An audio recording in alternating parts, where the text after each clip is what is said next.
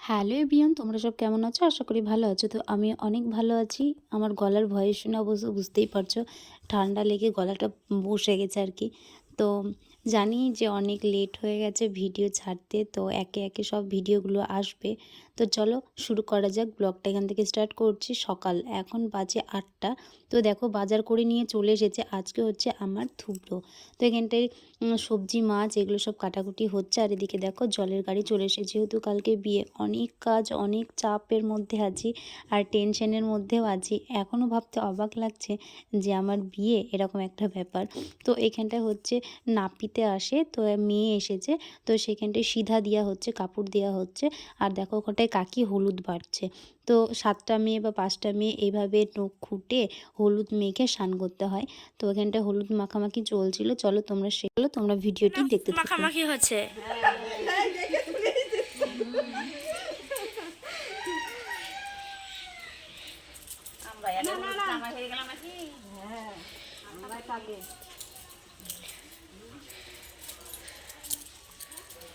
এই তো मेहंदी लगा के रखना, डोली सजा के रखना।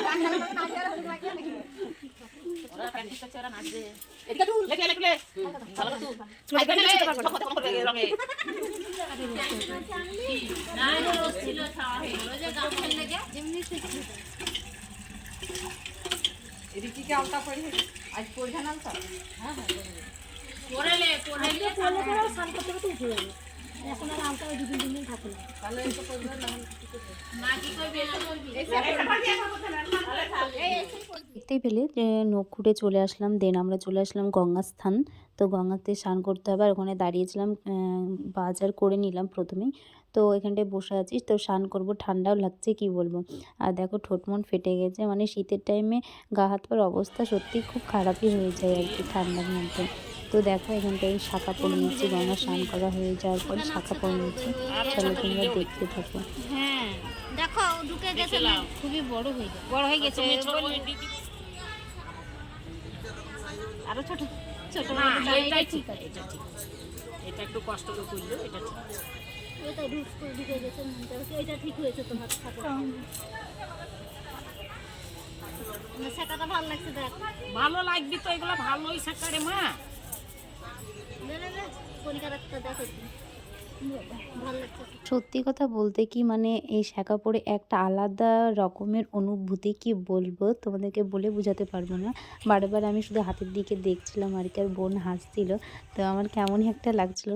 তো তারপরে দিন বাড়ি চলে আসার পরে রেডি হয়ে দেখো এখানটা চলে আসলাম, মানে ছবি তুলতে বা ভিডিও শ্যুট করতে।